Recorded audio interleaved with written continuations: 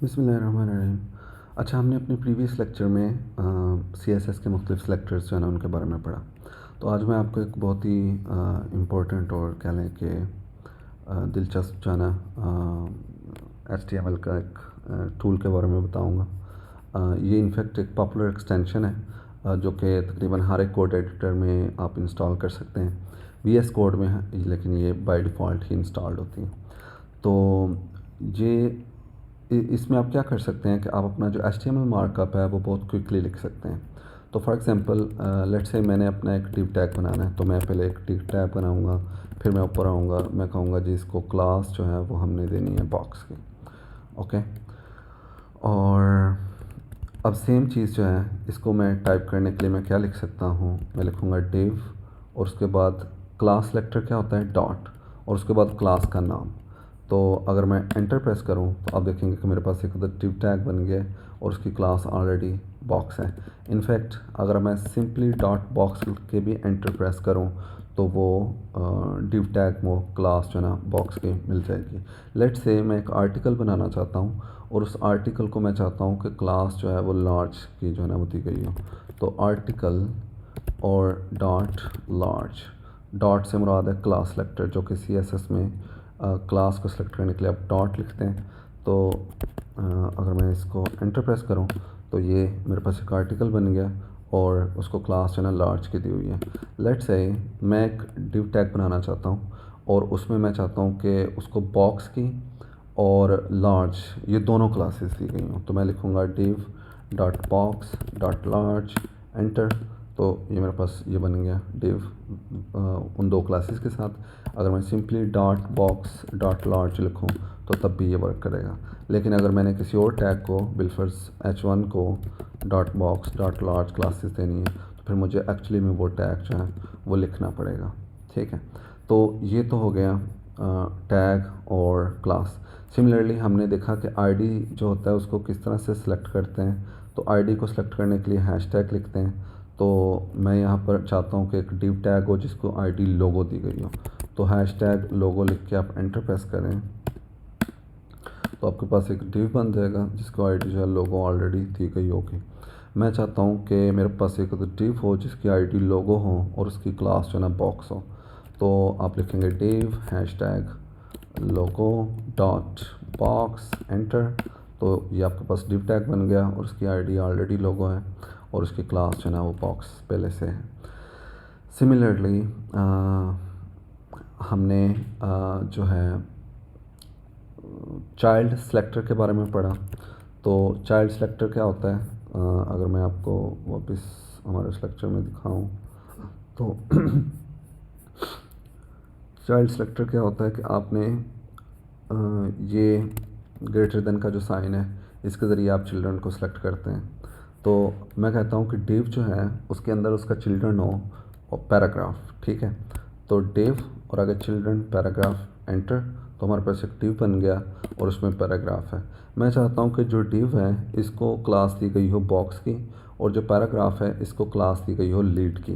तो मैं लिखूँगा div dot box children paragraph dot lead, enter.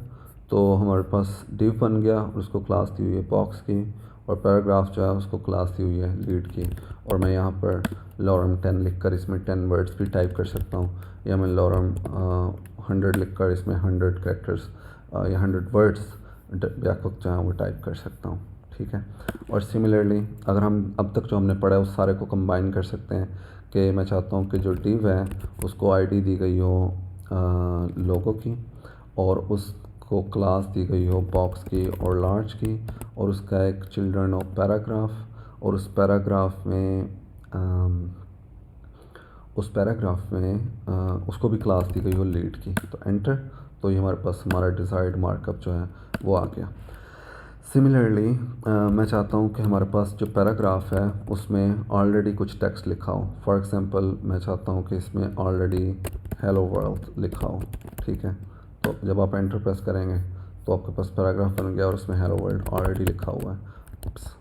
इसी तरह मैं लिखूँगा H1 और कर्ली ब्रेसेस और माय फर्स्ट हेडिंग और एंटर। तो आपके पास ये डिज़ायर्ड मार्कअप आ गया। सिमिलरली अगेन हमने अब तक जो पढ़ा है उस सारे को हम कंबाइन कर सकते हैं।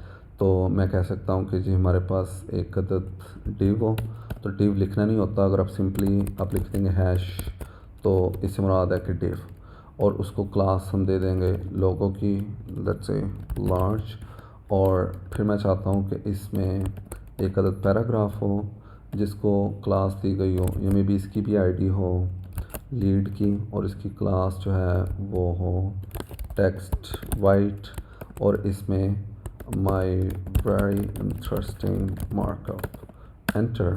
तो अब आप देखेंगे कि हमारे पास div बन गया, उसकी आईडी लोगो है, क्लास लार्ज है, और सिमिलरली पैराग्राफ की आईडी लीड है, और उसको क्लास टेक्स्ट वाइट जो है वो ऑलरेडी दी हुई है, और उसमें हमारा डिज़ायर्ड कंटेंट भी लिखा हुआ है। ये हमारे सबसे ज़्यादा फ़ायदा वहाँ पे देता है जहाँ पे हमने लेट से एक रिपीटिव जो है ना वो बनाना हो मार्कअप। तो लेट से हमारे पास यूएल है और उसमें हमने एल बनाने हैं, और एल कितने बनाने हैं, 5। एंटर। तो हमारे पास यूएल बन गया और उसमें 5 एल भी हैं। और अब मैं यहाँ पर list item 1 tab, list item 2 tab, list item 3 okay 4, और लिस्ट आइटम 5। यहाँ पर हमारे पास स्पेलिंग मिस्टेक है, इसको कट कर लें। ओके, तो अगेन यूएल, और उसमें हमारा चिल्ड्रन होगा एल जिसको हम चाहते हैं कि हर एक को क्लास दी गई हो लिंक की, और साथ में लेट्स से इसको क्लास दी गई हो बटन की, और बटन लार्ज। ओके, और हर एक में हम चाहते हैं कि हमारे पास लिखा हो लिंक, और आगे हमारे पास लिंक लिखा हो, और उसमें हमारे पास हो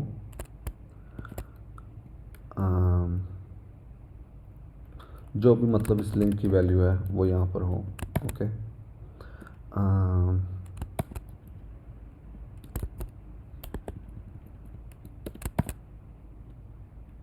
let me I have to like this. No, it didn't work. I made some mistake. Let me go back. In fact यहाँ पर अच्छा वक्त है कि हम एमिट की जो है वो चीट शीट देख लें। ओके, तो मतलब ये एमिट की मुकम्मल चीट शीट यहाँ पर मौजूद है, और मुझे यहाँ पर मल्टीप्लिकेशन में जाकर ओके डॉलर साइन लिखना है। दोबारा से ट्राई करते हैं, li, it should work. Okay, it has worked. हमारे पास मतलब मैंने यहाँ पर देखें जैसे लिस्ट आइटम 1 मैंने सारा कुछ मैनुअली लिखा था, यहाँ पर मुझे वो मैनुअली लिखने की ज़रूरत नहीं है। मैं कहूँगा लिस्ट आइटम, और मैं इसको 5 से मल्टीप्लाई करूँ, तो अब देखें कि मेरा मुकम्मल मार्कअप जो है वो लिखा हुआ मेरे सामने आ गया। तो अगर आप एमिट के ये जो कॉमन शॉर्टकट्स हैं जो कि सेम आप वही हैं जो कि CSS के सिलेक्टर्स हैं, तो अगर आप इनको ज़हन नशीन कर लें तो आप HTML का मार्कअप जो है ना वो बहुत ईजीली और बहुत आसानी से लिख सकते हैं। ठीक है, तो इसको आप emit docs.emit.io पे जाके ये चीट शीट जो है इसको PDF में अपने पास डाउनलोड कर सकते हैं। और मतलब ये काफ़ी लेंथी है, इनमें सारा कुछ जो है वो सीखने की ज़रूरत नहीं है। इनफैक्ट आप ये जो फर्स्ट 2 पेजेस हैं, और कह लें कि ये 2 पेजेस तो मस्ट है ना, कह लें कि ये वही हैं जो कि मैंने अभी आपको करवाए हैं मोस्टली।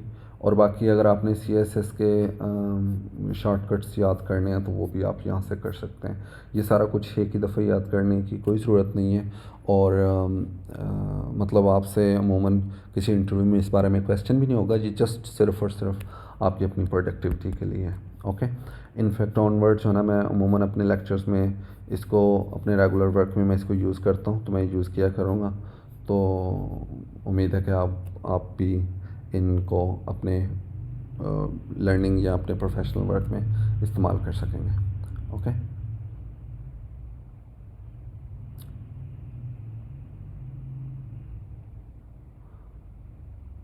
तो इसके साथ ही हमारा मतलब ये एमिट का लेक्चर भी ख़त्म हुआ। अगर इस बारे में कोई क्वेश्चन है तो वो आप पूछ सकते हैं।